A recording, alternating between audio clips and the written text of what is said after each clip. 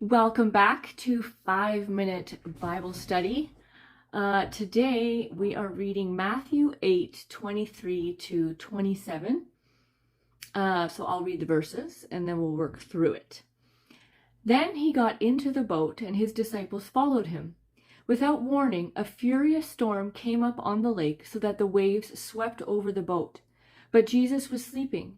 The disciples went and woke him, saying, "Lord, save us, we're going to drown." He replied, "You of little faith, why are you so afraid?" Then he got up and rebuked the winds and the waves, and it was completely calm. The men were amazed and asked, "What kind of man is this? Even the winds and the waves obey him."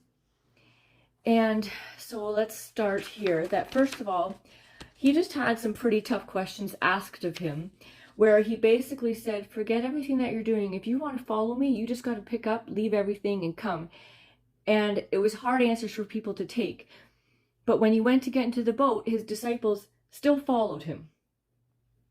They kept coming, even though there were hard questions and hard answers.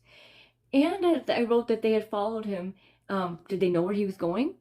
Was this just the amount of trust that they had, that they got into the boat and went, because that's where he was going, regardless of what the situation was? And then it says, without warning. And this makes me think of a lot of people in my life. Someone I know last summer whose young husband was tragically killed, and they have kids. And friends of mine who are suddenly battling cancer without warning. Without warning, how tragedy or torment can come on so suddenly. And when it said a furious storm, I Googled furious just to grasp it a little better. And there were terms like full of fury, powerful, dangerous, deadly.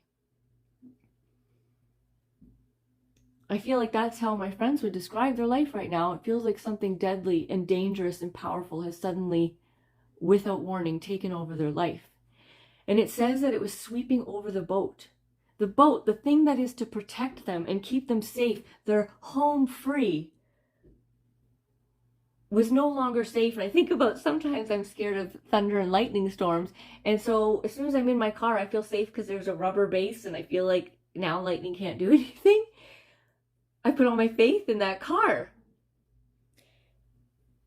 When do terrible things happen in our life that our safety net and what we counted on no longer is keeping us safe? And Jesus slept because the waves hadn't swept over his safety net. He wasn't relying on the boat. So the waves were swishing and splashing over the boat, but that didn't bug him because he wasn't trusting the boat. He was relying on God. And that's how you can stay calm. You choose a good safety net. And even the strongest thing you can find, there's still a stronger circumstance at some point. And the disciples, they came and they panicked and they tried to drag him into their panic. They didn't want him to have peace if they didn't have peace, but they knew that they could ask him to save them, to help them. And I figured that's something, right? That shows some trust in their God. That shows a little bit of hope. They were going to drown, so they woke him up because with him there was some hope. And he says, you of little faith, not no faith, you of little faith. Little is better than none. He answered their panicked pleas and he calmed them.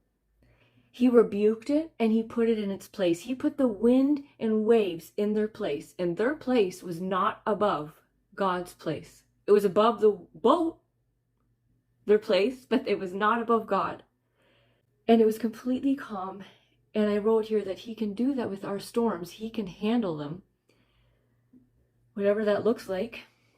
And then I just thought, in verse 27, what did the disciples think? So this is my translation to here and today.